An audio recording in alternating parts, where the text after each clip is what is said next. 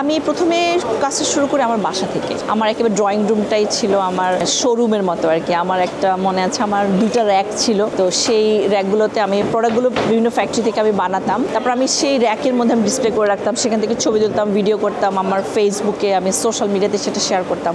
আমি প্রথমে যখন শুরু করি তখন আমার মূল ক্যাপিটাল ছিল আমার আসলে চিন্তা। সো আমি প্রথমে হয়তো লাখখানেক টাকার একটা ইনভেস্টমেন্ট হয়তো হবে। আমার যেটা ছিল যে আমার ড্রিমটা খুব শক্তিশালী ছিল।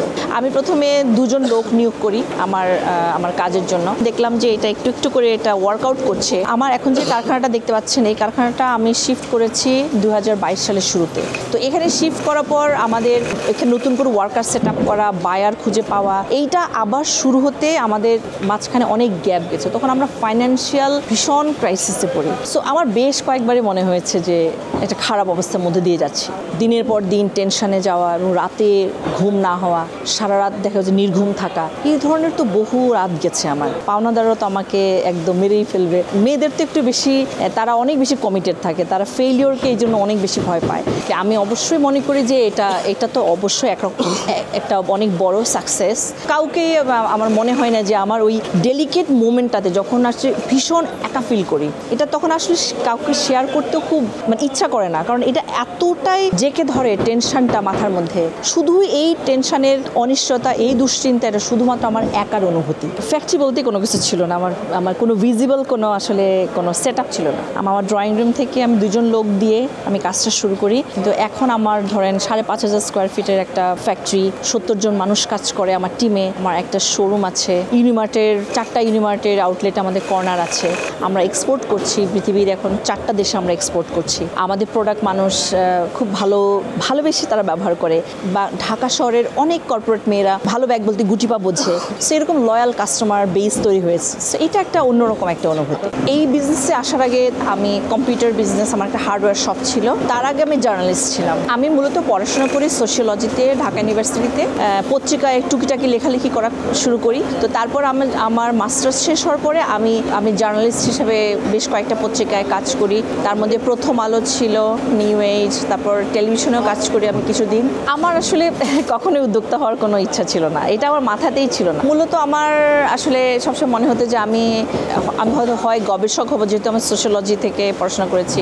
কিন্তু একটা সময় পরে আসলে ফিক্স হয়ে যায় যে আমি জার্নালিস্ট হব। মিশন ছিল যে আমি খুবই বড় একজন জার্নালিস্ট হব। আমি কাজ করতে গিয়ে দেখলাম যে আসলে একজন ভালো উদ্যোক্তার জীবনও কিন্তু আসলে অনেক চ্যালেঞ্জিং। আর নারী হিসাবে তো এটা একটা স্পেশালি একটা কঠিন একটা জার্নি। তো সেখানে উদ্যোক্তার জার্নি, জার্নালিস্টের জার্নি, দুটাই কিন্তু খুবই ডিফিকাল্ট ছিল, খুবই টাফ। টিপিক্যালি বড় বিজনেসগুলো যেটা করে, তারা হয়তো একটা ব্যাংক থেকে বিশেষ সাপোর্ট পায়, বা তারা নিজেদের একটা সিড ক্যাপিটাল থাকে, একটা বড় একটা অ্যামাউন্ট থাকে, তারপর তারা একটা প্ল্যান থাকে, বিজনেস প্ল্যান থাকে। আমার ক্ষেত্রে জিনিসটা এরকম ছিল না। এটা একটা উদ্যোক্তার একটা অনিশ্চিত যাত্রার মতো আপনি বলতে পারেন। প্রথম অর্ডারটা আমি পাই, আমার ইনবক্সে একজন বলল যে সে এরকম 5টা ওয়ালেট নিতে চায়। তো ওইটা একটা স্বপ্নের মতো ছিল, আসে না যে একটা ড্রিম কামস ট্রু টাইপের একটা ফিলিং। আমি আমার কোয়ালিটি কন্ট্রোলের জন্য আমার মনে হচ্ছিল যে আমি বিভিন্ন জায়গায় কাজ করাটা আমার জন্য ডিফিকাল্ট। তখন আমি একজন ইনভেস্টরকে আমি অ্যাপ্রোচ করি। তারপর আমি আমার মিরপুর থেকে আমার একটা কারখানা আমি শুরু করি। প্রথমে আমার মনে আছে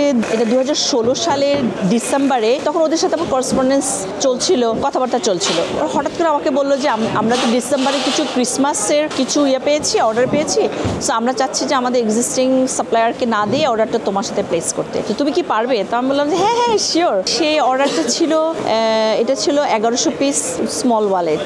অর্ডারটা পাওয়ার পর আমার কাছে মনে হচ্ছিল যে এইটাই তো আমি চাই, এই সময়টার জন্য তো আমি এতদিন আমি অপেক্ষা করেছি। ওই সময়টাতে আমার মনে আছে আমার কোনো এক্সপোর্টের নলেজ নাই, আমার প্রোডাকশনের অনেক কিছু আমার তখনও আমি জানি না, অনেক কিছু আমার কাছে আননোন, আনসিন। জাস্ট মনে হলো যে না, আমাকে এটা পারতেই হবে। এইটাই আমার হয়তো ট্রানজিশনের একটা ফেজ। আমি যেটা করতাম, যেহেতু আমাকে করতে হবে কাজটা, যেহেতু আমি ডিটারমাইন্ড ছিলাম, সো আমি প্রচুর পড়াশোনা করা শুরু করি। ইন্টারনেটে বিভিন্ন ইনফ্লুয়েন্সারদেরকে ফলো করি, যারা হচ্ছে যে প্রোডাক্ট মেকিং ভিডিও বানায়, টিউটোরিয়াল বানায়। তারপর ভোগ আছে, বিভিন্ন ফ্যাশন উইক। ওখান থেকে আমি আস্তে আস্তে একটা ভালো প্রোডাক্ট কিভাবে তৈরি করতে হয় এবং এই ধারণাটা ওখান থেকে আমি পেতে থাকি। প্রোডাক্ট যখন বাইরে যাওয়া শুরু করে, তখন এরপরে আস্তে আস্তে যখন আমি সাকসেসফুলি কাজটা শুরু করি, এরপর আমার মধ্যে ম্যাচুরিটি আসে, আমার বায়ারদের মধ্যেও একটা কনফিডেন্স তৈরি হয় আমাকে নিয়ে যে আমি পারবো। কোভিড-19-এর পর আবার একটা নতুন একটা চ্যালেঞ্জিং টাইম শুরু হয় আমার জন্য। কিন্তু এরপরে যেটা হয়েছে যে আমি যে ব্র্যান্ডের সাথে কাজ করতাম, ওরা ওদের বিজনেসে শাটডাউন করে দেয়, কারণ কোভিডের পরে আবার ইউক্রেন ওয়ার আরেকটা ক্রাইসিস তৈরি করে সারা পৃথিবীতে। তারপরে হচ্ছে আমাকে নতুন মার্কেট খোঁজ করতে হয়, নতুন ব্র্যান্ড, নতুন বায়ার আমাকে খোঁজ করতে হয়। সেটার পরে আমি আবার নতুন করে আমি আবার শুরু করেছি।